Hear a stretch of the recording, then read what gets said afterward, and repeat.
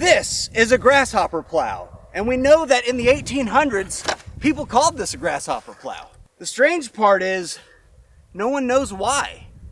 Historians do have a guess, but I've actually used one. I've noticed something that isn't in the historical record that historians may have missed. This does something unexpected, and the more I watched it do it, the more I began to wonder if this strange behavior is how the grasshopper plow got its name. But first, let's talk about what this is and the problem it was invented to solve.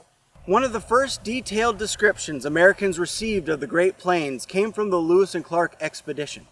Coming from the forests of the East, they found themselves in a landscape unlike anything they'd ever seen. They wrote about standing on hilltops looking westward towards the horizon. The only thing more remarkable than the abundance of grass was the absence of trees. Now, the same plains that made the grasslands perfect for grazing cattle and agriculture created a problem for the first settlers. How do you build a cabin with so few trees and rocks? Instead of building with logs, many settlers built with sod, which is thick layers of prairie grass, tangled roots, and topsoil cut directly from the ground. With these bricks, they could build the walls of their homes. Now, if I cut a block of sod with nothing more than this shovel, you can see that I've got a brick that is very rough, irregular, and oddly shaped. And you certainly could build a cabin by stacking several thousand of these, but if you could create uniform bricks, you could make walls that were straighter, stronger, and use less material. So to cut these uniform sod bricks, settlers built their own sod cutters. Some were built by modifying existing plows, others were designed from the ground up specifically for cutting strips of prairie sod. To cut the bricks for my sod home, I built 5 or 6 different iterations of these sled-style sod plows, also known as grasshopper plows. And this one I used right up until I bent the cutting blade. Now, even before I bent this, there was a problem with the sod cutter, a problem that persisted through every generation of grasshopper plow that I built. This is the final version, and I tested these for months, and no matter what I did, there was a particular problem. And I believe it is this problem that led to these being called grasshopper plows. Allow me to demonstrate. For this demonstration, I've changed locations so that I can pull the plow with a tractor. Now, I know, I need horses. I can't afford them. At least not until the channel gets bigger. So if you'd like to see the channel get bigger, write in the comment section below, horse force, of course. Try typing that 5 times fast. Horse force, of course. Horse force, of course. Horse force, of course. I've also gone through and cut all the grass here so you can better see what's going on with the plow. And this is probably a perfect time to show you the prevailing theory as to why these are called grasshopper plows. In the distance, they look like big grasshoppers. That's it. That's their whole theory. And they do a little bit, they're not wrong, but I think it's more than that. I think these are called grasshopper plows, not just because of how they look, but also how they behave. Now, to get this all ready, I need to dig a little trench to put the blade in as deep as the running boards will let it. Some people did make their blades height adjustable, but I'm not that fancy. The ground is really hard. It's over 100 degrees today, and this ground is really, really dry.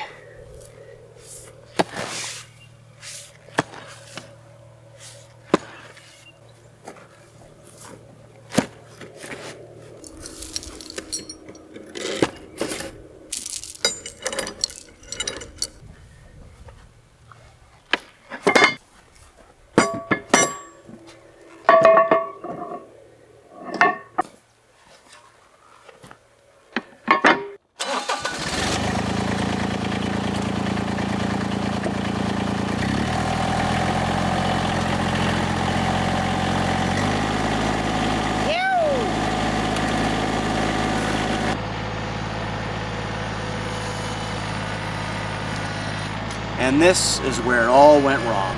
The ground here was just too unforgiving, and it began to tear apart my plow. I wasn't even able to go 2 inches. By the time I stopped, the large steel bolt had bent, The blade was no longer straight, and the wood running boards cracked in every direction.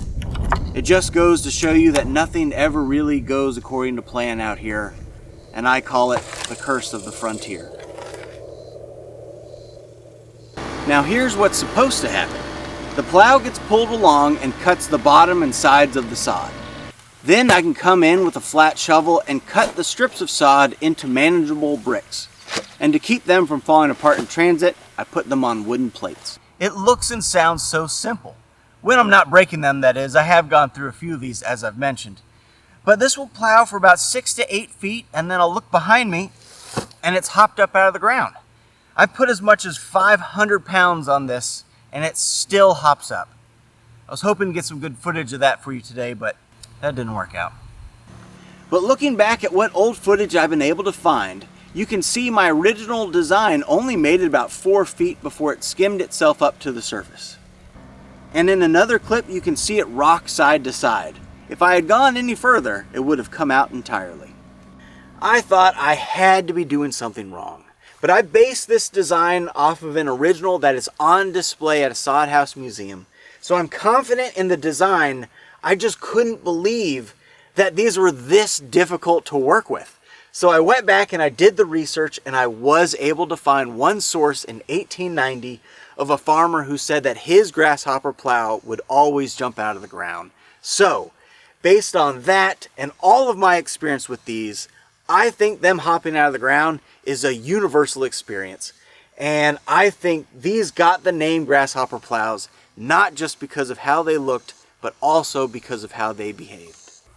Now, I am not a mechanical engineer, but I think it makes sense. A plow does not simply get dragged through the dirt. It rides a delicate balance of forces opposing each other. This blade pushes into the dirt with a tremendous amount of force, and it acts as a wedge, pushing dirt inwards and outwards, down and up. And the frame itself is not completely rigid. It bends and flexes, storing and releasing energy. Just like my boot, when I bend it, it stores energy and releases energy. I speculate that as the plow is doing its thing, all these forces are fighting against each other, and it's hopping upwards simply as the path of least resistance.